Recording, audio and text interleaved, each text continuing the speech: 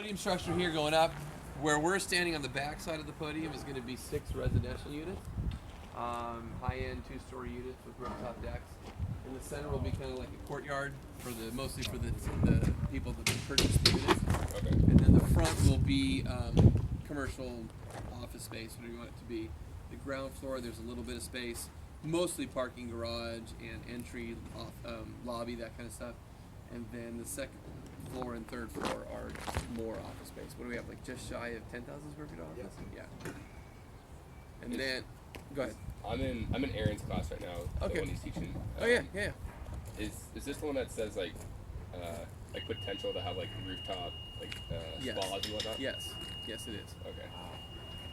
Really sweet. And then there's one Affordable? affordable. Yes. Right? Okay.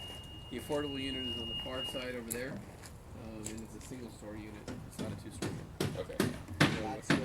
There's a triplex over there. And so then that building, we can go around the corner, but then there's another separate building that's accessed off of Morrow. That's like, it's a triplex building, so it's just 3 residential units. Garage is down below, front door, and then just stacked living. Are you guys knocking this stuff down? No, not the house. Yeah. No, the house stays. Okay. Yeah, so it's a.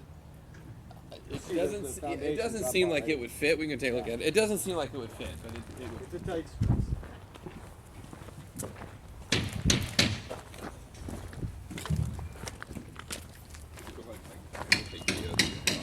Go ahead and do what you need to do. Oh yeah.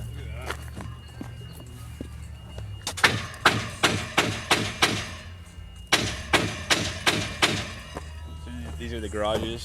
Yeah, so these are 2-car garages with an entrance where the doorway is over there. Little entry doorway coming out the garage. There's an area for an elevator, residential elevator. And then you can see too, we poured the first few steps in concrete. And all these walls come up because we're in a flood zone. So everything has to be concrete in the flood zone. So they call it BFE, which is base flood elevation. So FEMA requires you to build put waterproof materials, water resistant or whatever you want to call it, to 1 foot above BFE. So it's 1 foot above. So this would be 1 foot above BFE. So this is probably your base flood elevation right there. So Do you guys have to put waterproofing on all that foundation around it too? Or No. is it good just like that? just like that. Yeah. Yeah. Yeah, they're not so much. We're not keeping constant water out, so we're worried about it like, looking bad or leaching or having efflorescence in the concrete. It's more that when it floods, your house is going to get fucked up, so they just want to reduce it a little bit. Yeah. I think the only area we used waterproofing was for the elevator pit walls. Yeah, good. Zypex was in the concrete that we brought in the first truckload when we were doing that. Yeah, that's a great point. So yeah, those are always a tricky thing to waterproof, and so the last couple of jobs we've been putting Zypex, which is just an admixture to go into the concrete, which works really, really well. Is this going to be exposed with the final product, or are you going to put like siding down to cover some of it? Or? So the inside will be exposed. That's why it's all sacked and super smooth. This side gets a brick veneer. Oh, okay. So it'll get a brick veneer around it. These are more like the nice units as opposed to these more No, high. actually, I would say that these ones up here in the back are probably a little bit nicer than these. Okay. Relatively. I mean, these are not going to be shabby. I mean, they're selling for $1 million, so yeah. So they're pretty nice. Yeah. The one up front is a bit smaller. Going through the planning process with the city, they made us do a lot more stepping back of the architecture and the height, so it reduced it down to, I think the one in front's just 1 bedroom, 2 bedroom. I'm not sure. I think it's a 2 bedroom and like 2 bath, and whereas these ones have a little bit more space. It's a little bit tighter. It's about 1,300 square feet. Yeah, something like that. And then these up here are pretty nice. And then the ones up here, because they're elevated, they've got much height. They're much more prominent, better views out over the mountains and up in the hills that direction, all that kind of stuff.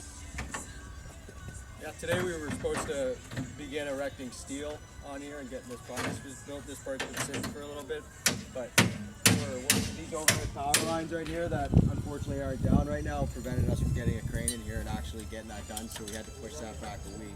Yeah. PG&E is on site, pulling their secondary through the whole site. You're stepping on a PG&E underground box because we had to put underground service throughout the whole site. This line right here is feeding all these adjacent neighbors. It feeds about 6 or 7 people. So you guys are switching it to underground as well. Around. Are these dead right now?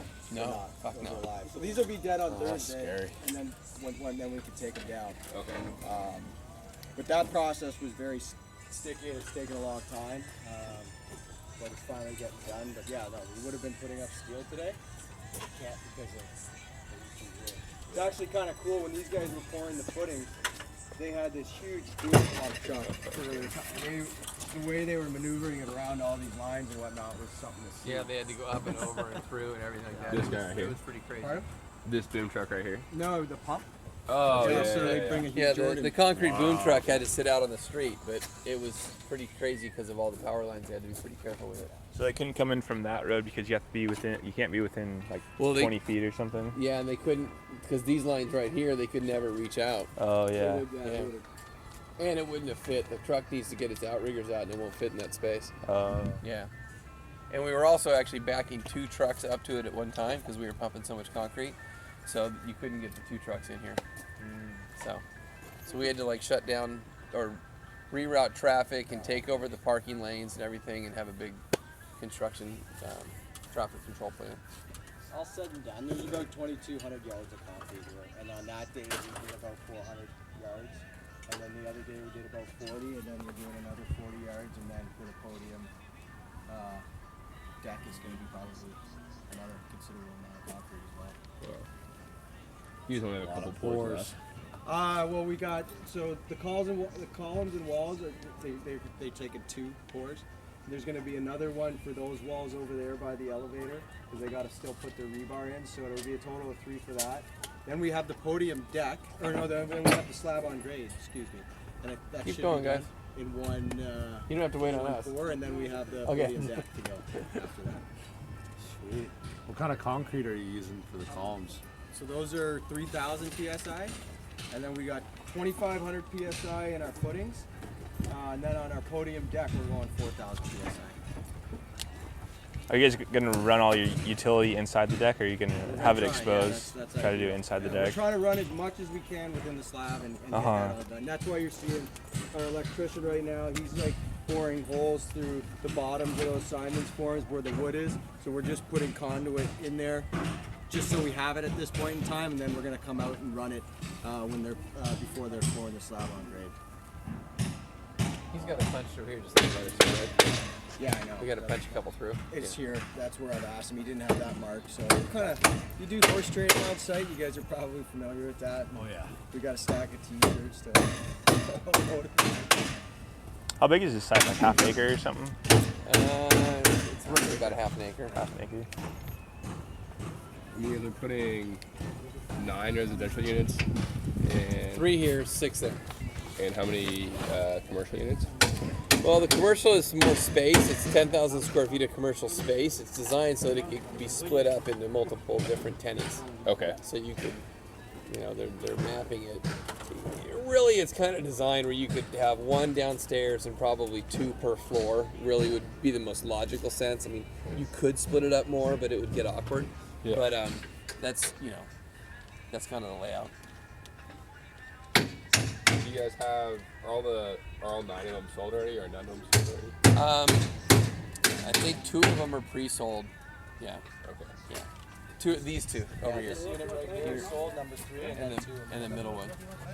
We can head this way and check out some of the stuff. We got a nice spot, man. Is that going to be like a custom? Right? Yeah, oh yeah, watch the rebar dowels there. Come on, Eric. You're supposed to be a pro, man.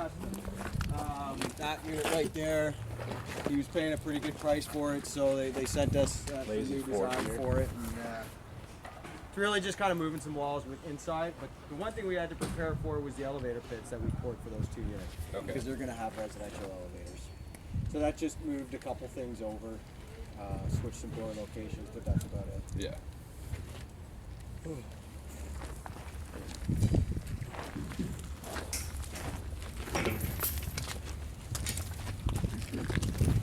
this would be, it moves a little bit over the driveway. This is pretty much going to be like the driveway coming in, and then this will be the parking garage. And it also maintains as a driveway access through to this little parking lot that isn't part of this property. So the people that use that as an access, there'll be an easement through here, so they'll enter, drive underneath, and then park in their back space. How many parking spots are going to be down here? You know what? It says right on the front of the plans, and I just don't forget. Yeah. Only remember what you need. Yeah. Are these people all bummed that they can't use their parking spots? You know what? There was only one car. That was there before? I'm sure there was at the beginning. I wasn't part of that process. Yeah.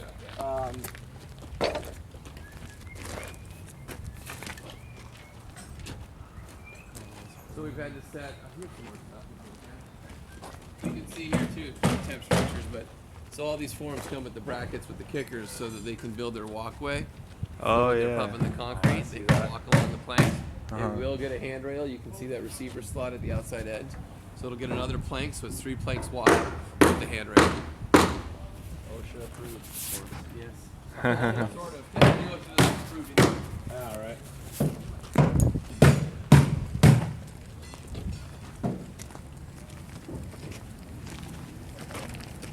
So they're currently out there right now, the guys from PG&E. But so what we've had to do is we set a new pole down there. You can kind of see it above that tree line down there.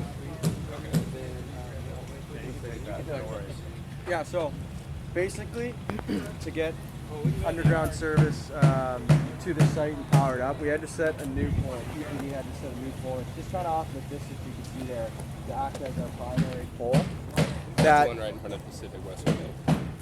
Yeah, the Mission Medical right there. Yeah. You see it? okay, It's like okay. there's a tree in front of it. Yeah. So to get that primary on site, these boxes right here, this is our transformer.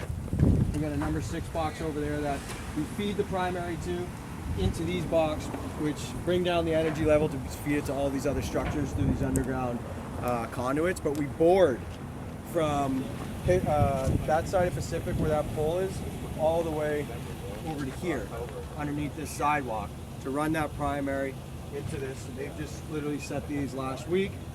We've got conduit running down along that side of the site in order to feed the multifamily, the people that own the parking lot. So that's our secondary there. It's that pole which they just sent on Monday or on Sunday. Right there, that's going to act as, because that one neighbor right there was being difficult and wanted a little too much, so we didn't feed him with underground. We gave him that pole, and we're running the easement exactly how it is, how you see those lines over there. We're just cutting them short. So then we feed the lines off this secondary all the way up there. It's going to run up there, and that's what's hanging out. And then that box you were standing on had another conduit run right to the box you were standing on. That's feeding that house right there.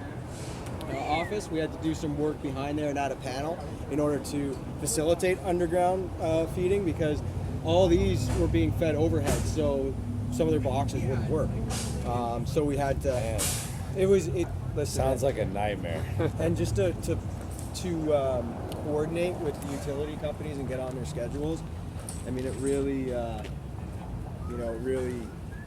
it affected our schedule. Yeah, definitely. Yeah. Way back.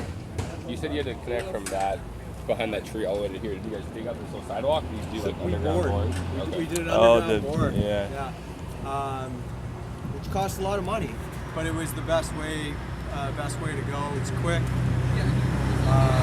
We bored across, and then we bored utility lines across to another pole back there where these lines are going, just not PG&E related, but communication related, because this is an AT&T pole, so they have lines up there. This pole is coming out. The process with that is whoever's last off is going to be taking down the poles. That's a PG&E pole. This one's AT&T, so what's going to happen is PG&E is going to take their risers off, and those real top lines right there that's for power. Once they're off, Charter's going to come and take their lines off, and then AT&T will, and then they'll remove that pole, and then the service will be back there, and they got to put a guy wire on that back pole, which that church was affected because they need to put the anchor there, and it kind of gets in the way of their sidewalk and where the kids run and play, so there was an issue with that, but ultimately the easement was signed. So just like stuff like that, there's so many little things that all of a sudden you'll get a call when you're doing the work. They don't remember that you had the conversation with them. Yeah. And they signed off. Gotta put it in writing. Yeah. What was this? Was this just an open parking lot before, or just parking lot? parking lot. And, Did you have to do a lot of demo for that? Or was it just kind of concrete? yeah, asphalt. It was really just asphalt, concrete curbs. I mean, the grading effort to get compaction in the soil and whatnot was kind of cool to see. I mean, they moved a lot of dirt. Do you guys have issues with that? Because I know the soil in San Luis is not that great to build on sometimes. So this site, perfect. Oh, This really? site is extremely good soil, hard soil. It was kind of cool. One of the activities we did was our grader brought in a crusher that he made, and what that is just all of our demo that we have, like our asphalt and rock. He would throw it into that thing, and it would come out the size of base that we would need to put the base level Serious. on this. So you're sitting on all recycled base right now. Huge. You Which guys have was to import or export anything or no? not for this pad. We did bring in some base for some areas, but for the majority, what you're standing on is completely recycled Wow. from this site, which was cool. Do you guys know that ahead of time, or were you kind of planning for that? He told us when we did Yeah. the scope interviews before. Actually, he was the only guy who said he was going to do something like that. But Is he the only guy that owns it? he owned all of his equipment, which was good for us. A little value engineering right there. Yeah. Exactly. Yeah, that's cool. What else do we need, Eric? You got the sheet. Do you want to see the shoring of the elevator? Yeah, we could do that. Yeah. Yeah.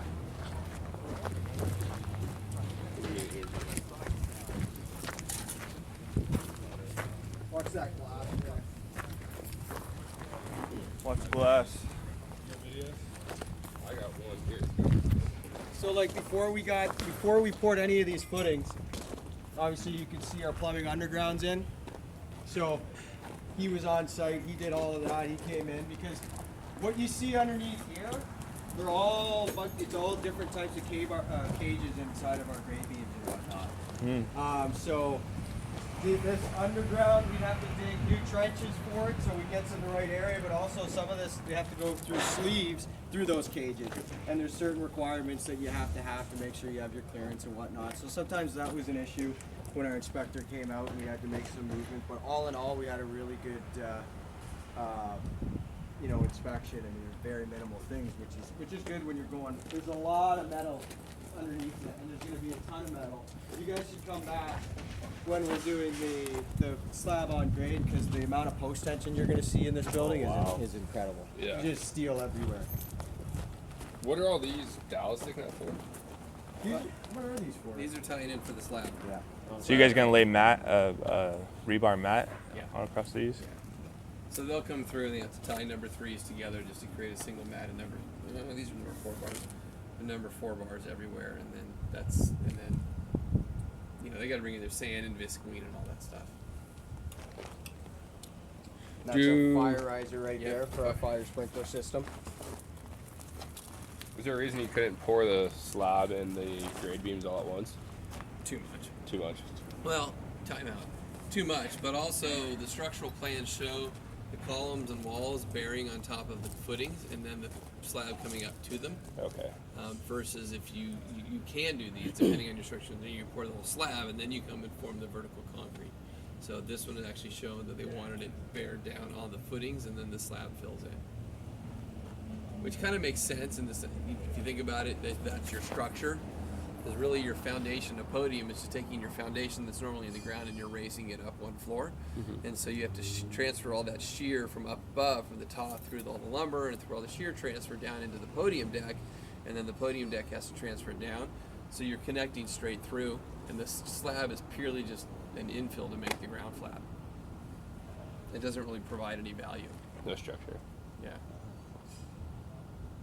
This room right here with the conduit sticking out, this is our electrical room. These are actually just regular utilities like AT&T phone and stuff.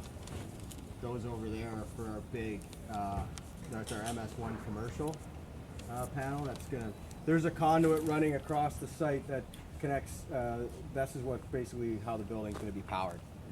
From those transformers into here through one big panel.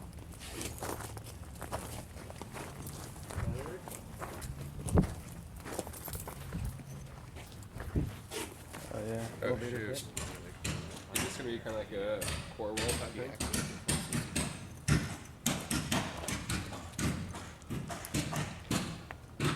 Is that those screw jacks? Pardon? Are those screw jacks? Or- Yeah. The center is the screw jacks, Uh-huh. and then the interior is just the formwork. But those are just to make sure all that pressure was holding it back. And it's here until we backfill it. Is this gonna be like a core wall, like providing the structure for it, or is it just gonna be like the elevator pit? It's just the elevator pit. I mean, we actually get these walls, that wall, and this wall, all go full height. They'll get formed up just like this, and then that wall over there is just a low wall, and then it just gets framing up. Okay. Yeah. So you guys just waiting to waterproof it to This backfill one, it? Or? like Taylor was saying over there, this got waterproofed with an admixture into the concrete. Oh, it already is? side Oh, pack, so yeah, it's yeah. already waterproof. And then so all we have to do is backfill it. And because of access, we're actually going to backfill it with concrete. Oh. Like slurry or something? Not even slurry, just we're going to come out with concrete and just pump concrete into it. Huh. It's actually cheaper than trying to bobcat through all of this stuff to get the rock in here and everything. But you guys were going so fast it blocked access, and so we just said let's pump it through with concrete. It'll be cheaper than bringing in the rock. Is that the common thing, or just not really? It depends on your site and your access. I mean, if you didn't have a building here and you could drive something over here, it'd be simple to just put rock in there. I mean, 'cause that's the simplest thing. But it's just a tight site. It's hard to get. Where do you even dump truckloads of rock? It's like you just don't have a lot of room. So it's it's a simpler solution in the long run. Yeah. Yeah. And then you asked the question why slurry versus concrete, but slurry costs as much as concrete, and that way you just can you can pour footings and then just dump some in here, pour more and dump some in here, and you're backfilled. You don't have to have special dedicated trucks for it. Yeah, in particular, we still have to. Those are going to be poured on Wednesday. So the Oh, yeah, first the truck, grade they're just going to use one whole truck to do 2,500 psi all around here and call it good.